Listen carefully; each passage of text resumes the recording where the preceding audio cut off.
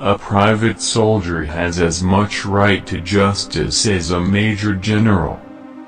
Either the opponents of slavery will arrest the further spread of it and place it where the public mind shall rest in the belief that it is in course of ultimate extinction, or its advocates will push it forward, till it shall become alike lawful in all the states, old as well as new, North as well as South. For my part, I desire to see the time when education, and by its means, morality, sobriety, enterprise and industry, shall become much more general than at present, and should be gratified to have it in my power to contribute something to the advancement of any measure which might have a tendency to accelerate the happy period. Concede that the new government of Louisiana is only to what it should be, as the egg is to the fowl. We shall sooner have the fowl by hatching the egg than by smashing it. Upon the subjects of which I have treated, I have spoken as I have thought. I may be wrong in regard to any or all of them, but, holding it a sound maxim that it is better only sometimes to be right than at all times to be wrong, so soon as I discover my opinions to be erroneous, I shall be ready to renounce them. The legal right of the Southern people to reclaim their fugitives I have constantly admitted. The legal right of Congress to interfere with their institution in the states, I have constantly denied.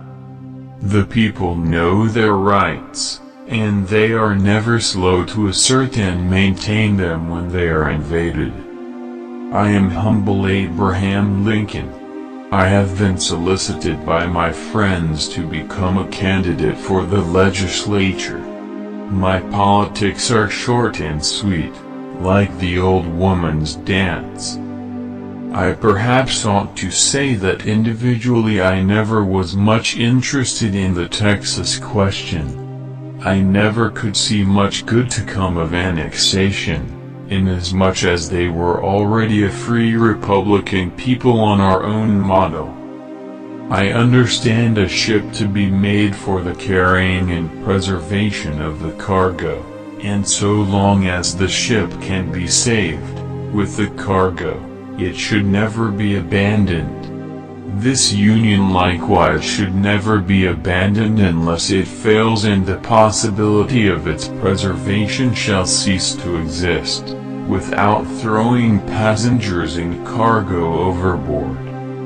I think that slavery is wrong, morally, socially and politically. I desire that it should be no further spread in these United States, and I should not object if it should gradually terminate in the whole Union. It was that which gave promise that in due time the weights should be lifted from the shoulders of all men, and that all should have an equal chance. This is the sentiment embodied in that Declaration of Independence.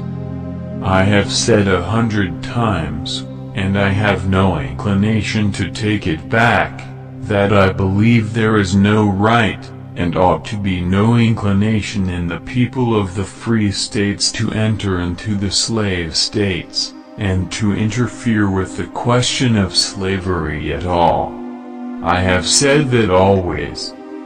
I am like a man so busy in letting rooms in one end of his house, that he can't stop to put out the fire that is burning the other. I am naturally anti-slavery.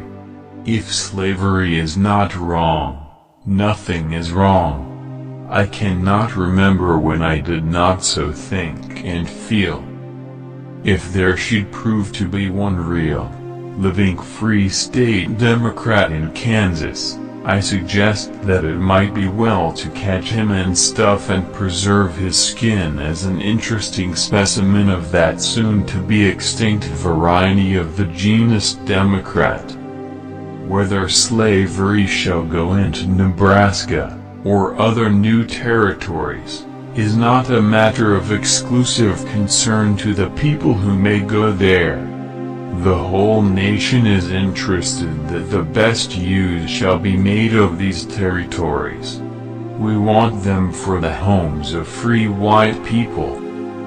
Let the people on both sides keep their self-possession, and just as other clouds have cleared away in due time, so will this, and this great nation shall continue to prosper as before.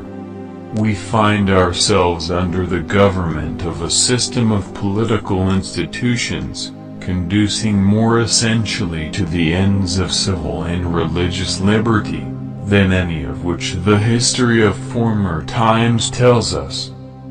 Extemporaneous speaking should be practiced and cultivated.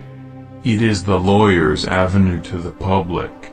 However able and faithful he may be in other respects, people are slow to bring him business if he cannot make a speech. Among the friends of union, there is a great diversity of sentiment and of policy in regard to slavery and the African race among us. You may think it was a very little thing, and in these days it seems to me like a trifle, but it was a most important incident in my life.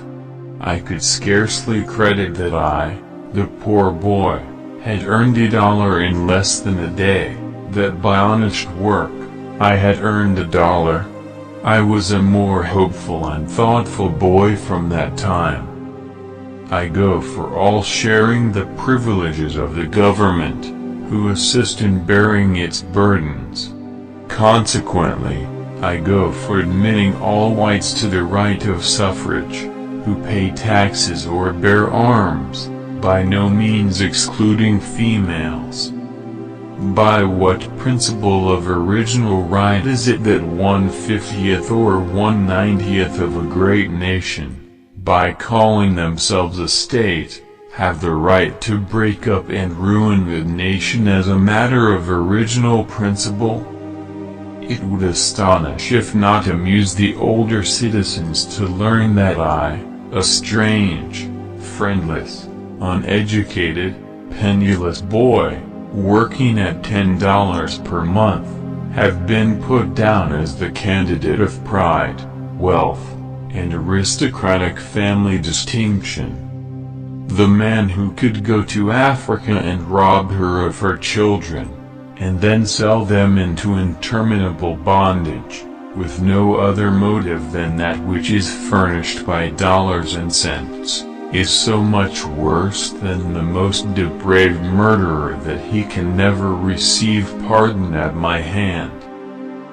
Why was the amendment, expressly declaring the right of the people to exclude slavery, voted down? Plainly enough now, the adoption of it would have spoiled the niche for the Dred Scott decision.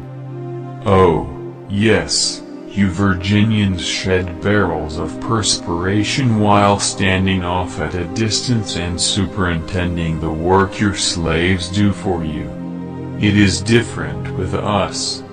Here it is every fellow for himself, or he doesn't get there. It is with your aid, as the people, that I think we shall be able to preserve, not the country, for the country will preserve itself, but the institutions of the country, those institutions which have made us free, intelligent and happy, the most free, the most intelligent, and the happiest people on the globe. Being elected to Congress, though I am very grateful to our friends for having done it, has not pleased me as much as I expected.